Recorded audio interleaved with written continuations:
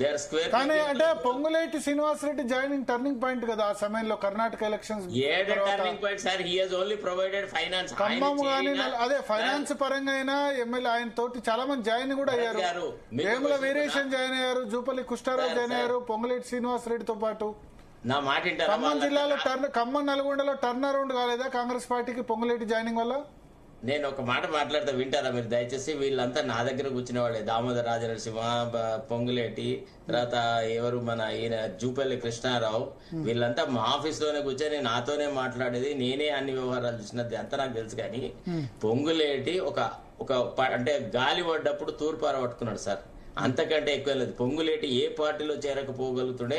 తర్వాత నేనే మొట్టమొదటి ఆయనతో మాట్లాడి, నువ్వు కనుక బీజేపీలో చేరితే సర్వనాశనం అవుతావు, కాంగ్రెస్ పార్టీ అయితేనే మనగలుగుతావు, నీలాంటి రాజకీయాలు బీజేపీలో నడవవు, బీజేపీలో నీకేం ఛాన్స్ దొరకదు, నువ్వు బారాసాలో టీఆర్ఎస్ లో ఎట్లాంటి నిర్బంధం ఇచ్చేసినావు అట్లాంటి స్వేచ్ఛ స్వతంత్రం ఏది లేకుండా బీజేపీలో ఉండాల్సి వస్తుందని చెప్పినావు. ఆయన అంతరాత్మ ప్రభావం చెప్పమని చెప్పినామా లేదా అని. ఆయనను కాంగ్రెస్ పార్టీలో చేర్పించడానికి ప్రయత్నాలు చేసింది ఎవరు? జూపల్లి కృష్ణారావు 10 సార్లు నాతో అన్నాడు, ఎట్లయినా చేసి రాజగోపాల్ రెడ్డిని, మన ఇతన్ని పొంగులేటి శ్రీనివాసరెడ్డిని, వివేక్ని, వీళ్ళందరినీ తీసుకురావాలంటే వివేక్ ఏమంటే ఇమేజ్ ఉంది సార్. నామినేషన్ కంటే వారం రోజుల ముందు వస్తే ఆయన నెత్తి మీద ఎత్తుకొని మేము ఆయనను గెలిపించినాం మా నియోజకవర్గంలో. వీళ్ళ వల్ల కాంగ్రెస్ పార్టీ అధికారంలోకి వచ్చిందా? ఇవాళ కాంగ్రెస్ కార్యకర్తలకు, కాంగ్రెస్ జెండా మోసిన కార్యకర్తలకు అందరికి ఎంత అవమానకరమైన వ్యవహారం. ఏంది వీళ్ళు ఏం రాష్ట్రం కోసం కొట్లాడుతున్నారా? రాష్ట్ర ప్రజల సంక్షేమం కోసం కొట్లాడుతున్నారా? పంచుకోవడానికి, దొంగ తమ్ముడు పంచుకోవడానికి కొట్లాడుతుంటే మీలాంటి కార్యకర్తలు ఎప్పుడు డిఫెండ్ చేయద్దు. ఆన్ ది అదర్ హ్యాండ్ మీరు సీక్రెట్ గా లెటర్ రాయాలి పార్టీ హైకమాండ్ కు, this is nonsense, they are bringing disgrace.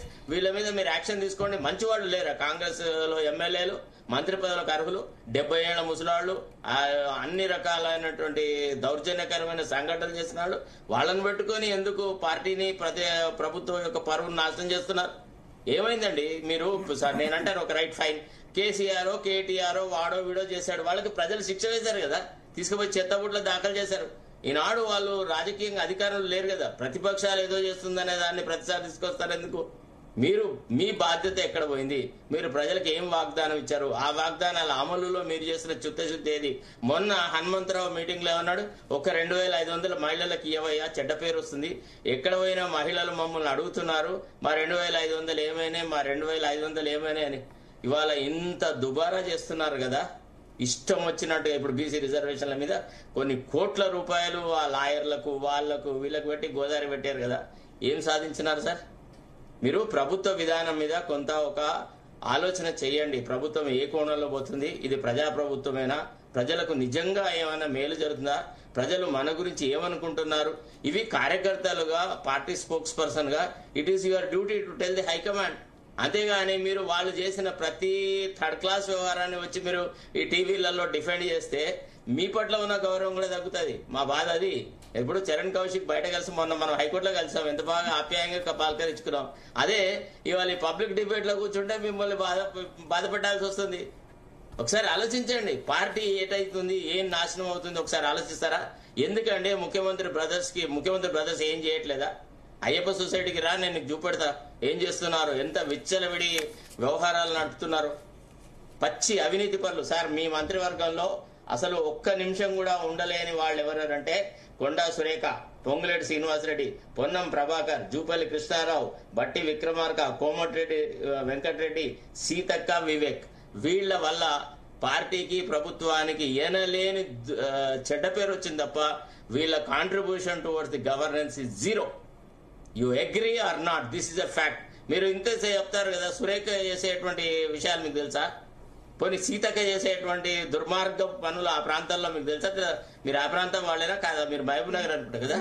ఎందుకు ఏం చేశారు? అన్ని సార్ మొత్తం కంప్లీట్ A to Z. అక్కడ వాళ్ళ ఆధిపత్యం తప్ప ఇతరది సార్. మనం ఒకప్పుడు దొరల గురించి మాట్లాడుకున్నాం సార్, ఇప్పుడు వీళ్ళే దొరలు సార్. వేరే వాళ్ళకి అక్కడ గడ్డి పొరక కూడా కదలలేరు. ప్రభుత్వ యంత్రాంగంలో ఎవరు సిఐ ఉండాలి వీళ్ళే డిసైడ్ చేస్తారు, ఎవరు ఏసీపీ ఉండాలి కామనే కదా, ఎవరు అధికారులు ఉంటే వాళ్ళు పోలీస్ ఆఫీసర్లు పోస్టింగ్ అది కాదు సార్. ఒక ఆఫ్టర్ ఆల్ ఒక బీఆర్ఎస్ లో కూడా అట్లా చేశారు. 25 లక్షలు తీసుకున్నాడు పొన్నం ప్రభాకర్. ఏం చెప్తారు మీకు? మా దగ్గర వచ్చినాయి అన్ని ఉదాహరణలు మా దగ్గర. మీరు పెట్టండి, వ్యవహారం చేయండి, చూపెడతా మీకు అన్ని. ఎవడన్నా ఒక ఎంక్వైరీ ఆర్డర్ చేయండి. బీఆర్ఎస్ హయాంలో కూడా పోస్టింగ్ల కోసం డబ్బులు తీసుకున్న సందర్భాల్లో పోస్టింగ్లు వాళ్ళకి అనుకూలంగానే చేసిన. ఇప్పుడు బీఆర్ఎస్ లో జరిగింది. I'm not justifying but unfortunate situation is police విషయంలో అయితే ఎవరు పోలీస్ అధికారి వేయాలి, ఎవరు నియోజకవర్గాల్లో ఎవరు సీఎల్ వేసుకోవాలి, ఎస్ఐలు వేసుకోవాలి, అది స్టార్ట్ అయింది. కొన్ని చోట్ల అయితే 10 లక్షలు తీసుకొని కూడా సీఏలు ఎస్ఐల పోస్టింగ్లు ఇచ్చారు. 10 లక్షలు పెట్టినవాడు మళ్ళీ కలెక్షన్ పోతాడు కదా. భరత్ గారు, కాంగ్రెస్ ఆధీనంలో 10 లక్షలు చాలా తక్కువ సార్. 50, 25 తర్వాత ఎబోవ్నే ఉంది తప్ప 25 కంటే తక్కువ పైసలు ఉన్న వాడికి ఎవరికి వాడు అడిగిన పోస్టింగ్ రాదు. వాడు ఎంతో మందితో చెప్పించుకున్నాక కూడా ఆ నియోజకవర్గపు ఎమ్మెల్యేను మంత్రిని కట్టుకుంటే అప్పుడు వాడికి పోస్టింగ్ వస్తుంది. అది కూడా ఎబో 25 లక్షలు ఇస్తేనే. విన్నారా? ఎట్లా సార్? అమ్మకానికి పెట్టారు, తూకానికి పెట్టారు అన్ని పొజిషన్స్ ని. ఘోరంగా మీరు అన్నారు కదా వీళ్ళందరినీ జాయిన్ చేయించింది మీరు అని, ఇప్పుడు రిగ్రెట్ ఫీల్ అవుతున్నారా?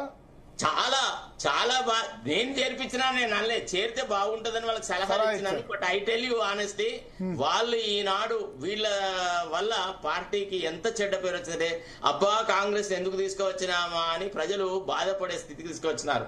అరే నీకు ఇవాళ వరి ధాన్యం కొనుగోలు వ్యవహారాలలో ఏం జరుగుతుందని ఏ మంత్రి అన్న రివ్యూ చేసినాడా సార్? ధాన్యం కొనుగోలు సెంటర్లు ఎట్ట నడుస్తున్నాయో చూసినారా? ఎంత తరుగు తీస్తున్నారో చూసినారా? వరికి ఇప్పుడు ఈ వ్యవహారం టీ కప్ లో తుఫాన్ అని చెప్తున్నారు. ఏంది టీ కప్ లో తుఫాన్? అసలు అక్కడ కప్పు లేదు. కాంగ్రెస్ అనేటువంటి ఒక నదిలో ఓన్లీ తుఫాన్లే ఉన్నాయి, నీళ్లు లేవు. అంత దరిద్రంగా తయారైంది పాలన అనేది. అసలు ఏ మాత్రం హద్దులో లేదు సార్. ఒక రకంగా చెప్పాలంటే ముఖ్యమంత్రి అసలు ఇప్పుడు ఇట్లాంటి సంఘటనలు గతంలో కూడా జరిగిన ఎన్టీఆర్ దగ్గర కూడా ఇట్లనే మంత్రులు అది ఇది వ్యవహారాలు చేస్తే ఐ రిమెంబర్ అప్పుడు బోడ జనార్దన్ రెడ్డి ఒక ఆఫీసర్ మీద ఫైల్ విసిరినాడు, పివి రమేష్ అనేట ఆయన మీద. ఈ వ్యవహారం తెలిసి ఎన్టీ రామారావు దగ్గర మార్నింగ్ హుటాహుటిన ఒక ఆఫీసర్ని పెట్టి ఎంక్వైరీ చేయించి ఇచ్చేసిన తర్వాత జనార్దన్ ఎన్టీ రామారావు దగ్గరికి వచ్చేసేసి, అన్నా నేను ఎస్సీ వాడిని కాబట్టి నా మీద అనవసరమైన ఆరోపణలు చేశారన్నా, నన్ను మంత్రిగా చూడడానికి వాళ్ళు ఇష్టపడట్లేదన్నా అంటే ఎన్టీ రామారావు డైరెక్ట్ అడిగాను, ఏమయ్యా గన్మెన్లు పట్టుకొని నువ్వు ఎటుపోయినావని అడిగినాడు. అంటే ఇంటెలిజెన్స్ రిపోర్ట్స్ అట్లా ఉండేది. ముఖ్యమంత్రికి అంత పట్టు ఉండాలా. ఇప్పుడు ముఖ్యమంత్రి వాళ్ళ నిన్న తిట్టుకున్న తిట్లు ఏంటిది? నువ్వు దొంగతనం చేయాలంటే నువ్వు దొంగతనం, నువ్వు పంచుకుంటలేవు అంటే నువ్వు పంచుకుంటలేవా, నీ వ్యవహారాలు ఎట్లుంటాయంటే నా వ్యవహారాలు. గదే కదా మంత్రివర్గం మీటింగ్. ఏం చేశారు? రాష్ట్ర ప్రయోజనాలు. లాస్ట్ కాదు క్షమాపణలు చెప్పింది కదా, ఏదో చిన్నపిల్ల మాట్లాడిన తెలియక అని చెప్పి. సరే, పదవి కాపాడుకోవడానికి క్షమాపణలు చెప్పడం, దానివల్ల రాష్ట్రానికి ప్రజలకు జరిగిన ఉనగూరిన మేలేంటి సార్? వాళ్ళ వల్ల ఏం జరుగుతుంది చెప్పండి? వాళ్ళ ప్రజలు దీనికోసమేనా సార్ కొత్తగా మార్పు కోరి ఒక కొత్త ప్రభుత్వం వస్తుంది, ప్రజా ప్రభుత్వం వస్తుంది, ప్రజల తరఫున మాట్లాడతారని ఆ అభయహస్తం అని వాగ్దానాలు ఇచ్చి ఒక్కసారన్నా ఒక్క క్యాబినెట్ మీటింగ్ లో ఏదన్నా ఈ చర్చ చేస్తున్నారా? అంత దుర్మార్గం. చరణ్ గారు ఇంకోసారి మీరే చెప్పారు, హనుమంతరావు గారు అడిగారు, అది స్వేచ్ఛ.